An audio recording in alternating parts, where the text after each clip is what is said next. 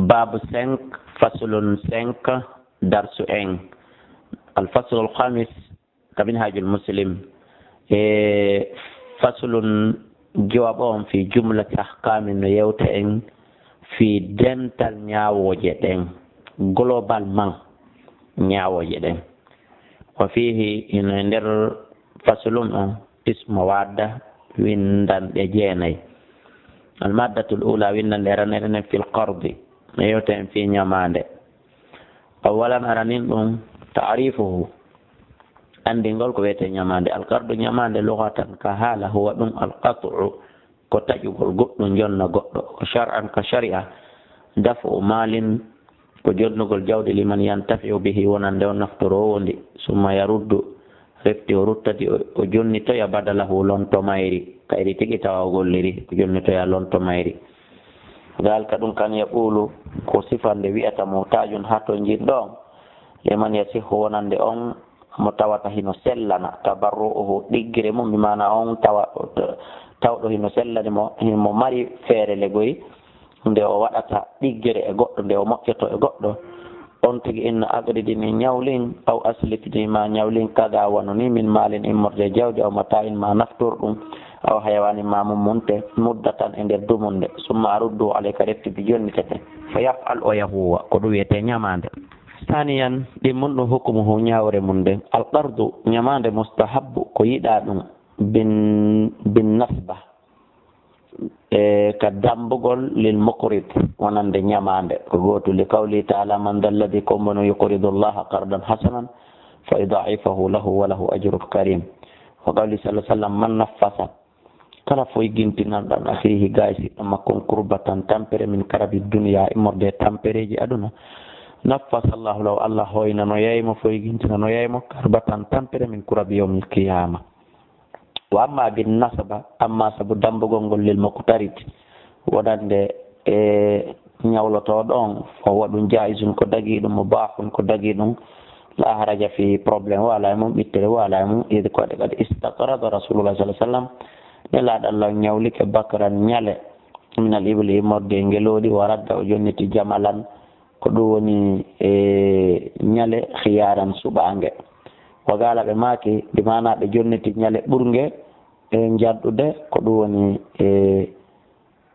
bakran ko ngaari a fowan ɓe ñawlike ngaari ɓe jonniti jamalan ñale laɓange khiyaran ɓurge moƴƴude di ko ɓe ñawli kon bakran ko ñale jamalan ko ñale ko woni ko jamalan o woni ñale janɗuge ɓuri bakran ko ñalu tosokun jamalan ko ñale timmuge kono waɗi o gaalaɓe make inna min khayri nnas ande ko ɓuri moƴƴude ɓe fof ahsanuhum bada'an kon ɓurɗoɓe moƴƴude yoɓugol ñamande salisan tammon ɗum surutu sartiji mum ɗin surutul qardi sartiji ñamande hiya ɗum awalan an yurafa ko nde andoto kadral qardi embere ñamande mbi kaylin saabu etugol aw wasnin ma peesugol aw adadin ma kuntugol saniyan an yurafa ko nde andoto wasfu sifa mum wa sinnuhu e duuɓi mum ɗin in kana silatki hayawanan ko mumunte ma ko jiyaɗo salisan an yakuna nde latto alqardu ñamande mimman yasihu ko jiya ɗum e ko sellata tabarru'uhu waɗugol ɗiggire mu'um la sihu sellata mimman la yamliku immorde on mo jeeya wala min gayri rashidin wona immorde mo feewa nde o ñawlata goɗɗo few ko rabi'an yamun ahkamuhu ñawreji mum ɗin lil qard no waɗete ñamande ahkamu ñaworeji yakkonata ɗin iɗi ɗo ha hella joyi awalan an yumlaka ko nde jeeyata alqardu ñawlu ɗon bil qabdi sabu jogagol makko ko jogi kon fa mata qabadahu al mustaqridu tuma kala ñawliɗo on hendi tami ko ñawli ko malaka o hoyray o jeeyi ɗum wasbaha ɗum ɗon lanni wontude fi dimmati ka dande makko hiltotoɗen awalan an yumlaka ko nde jeeyata alqardu ñawliɗo on ko nde o jeeyirta ko ñawli kon bil qabri sabu tamugol makko hendo ka jungo makko famata qabadahu tuma kala o tami ɗum ka jungo makko al mustaqridu kanko ñawliɗo on malaka wara o jeeyi ɗum wasbaha wonti ɗum ɗo wonti fi dimmati e dande makko saniyan yajuzu no daggo alqardu ñawlago ila ajalin ha ila jal wa kawnu e laatagol mum biduni ajalin ko alda ila jal ɗa ayide ñawlan ha ñalande kaari ɗa ayide ñawlan he ɗe balɗe ɗo nomi heeɓiri womi yoɓay وكونه لا تكون بدون أجل قد الأجل أحسن كلهم بريلا بيد لما في سبكون كل من الإرفاق مرد النبي نانغول بالمستقرد نياولا دو. ثالثا إن بقيت سيدك العين هون لن تيجي تيجي كما كانت وانا دلاتر نو يوم الاقتداد نيان دن نياولا تنو هند واي ونون واير نو نون داتو هيوتي ردت مو عند جونو تو دكاي تيجي وإن تغيرت سند واي لكنهم بنقص سبب يتقول أو زيادة ما بيدقول rudda ko yo jonnoto misul ha yero mayre aray ɗon na kayre tigi par ce que so jonniti ɓuuri mayre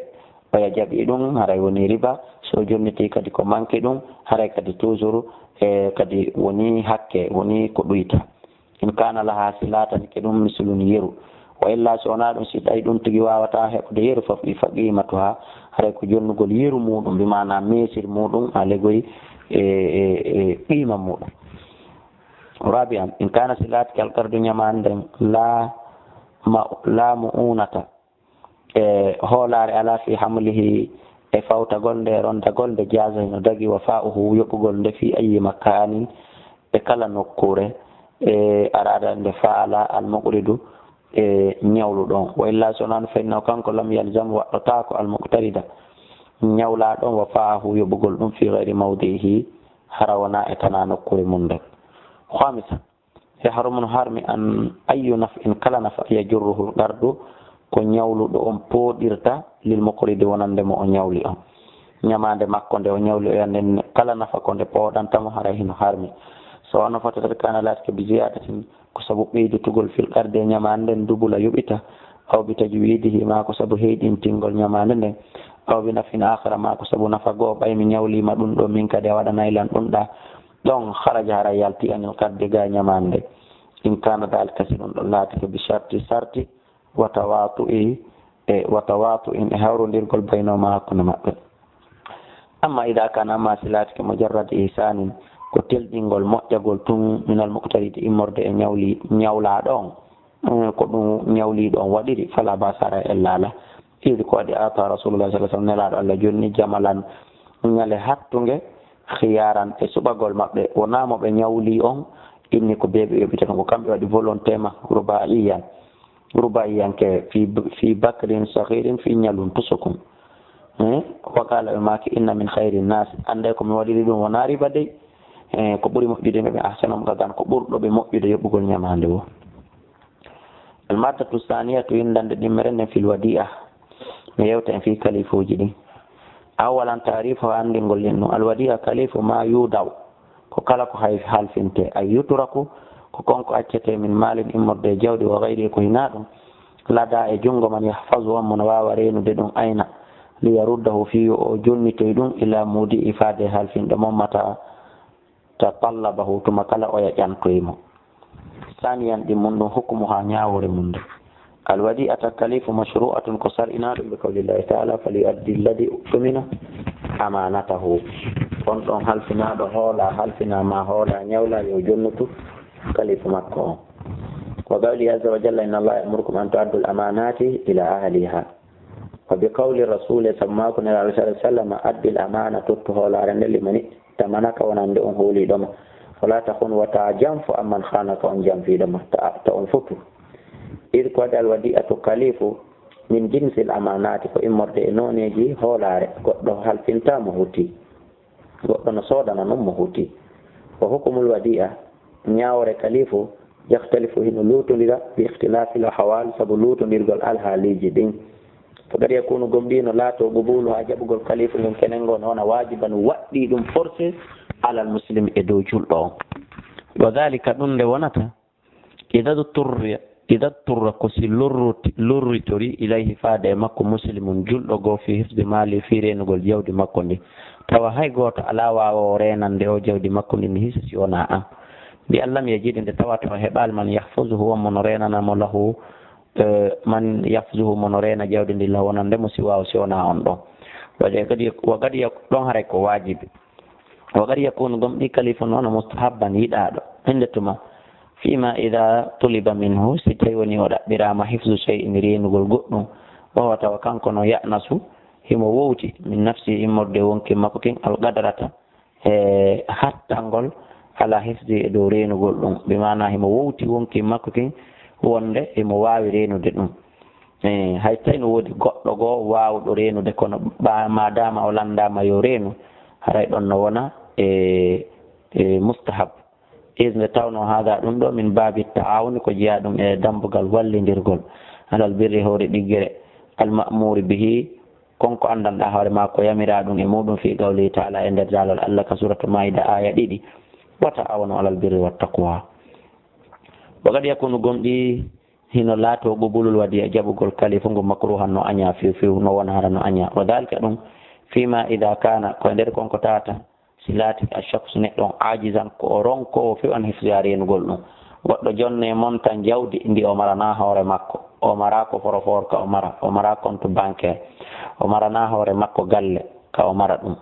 ma goɗɗo halfineɗo nayi ɗi o wawata jindude o ayna haray ɗum no añanamo nde o jaɓata par ce que mo anndi so jaɓi haray ko laawol yeɓugol kalifa on noon saniyan ɗi mun ahkamuha ñawoje mum ɗin awalan an yakuna ko nde laatto kullun kala min al mawdi'i wal mawda'a halfinɗo e halfinaɗo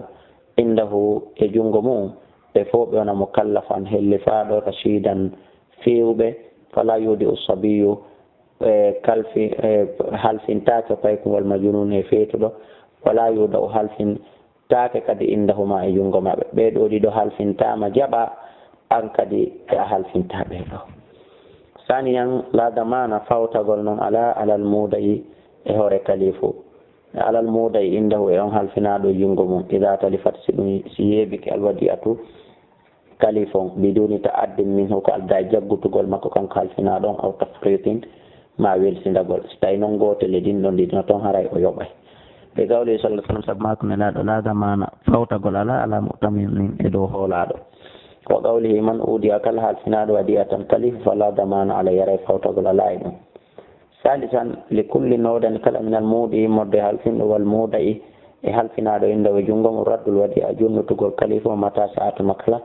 nde on tigi faala halfin ɗon leer nde o janti o ko yo hettu halfinaɗo leer nde o wi he mi ronki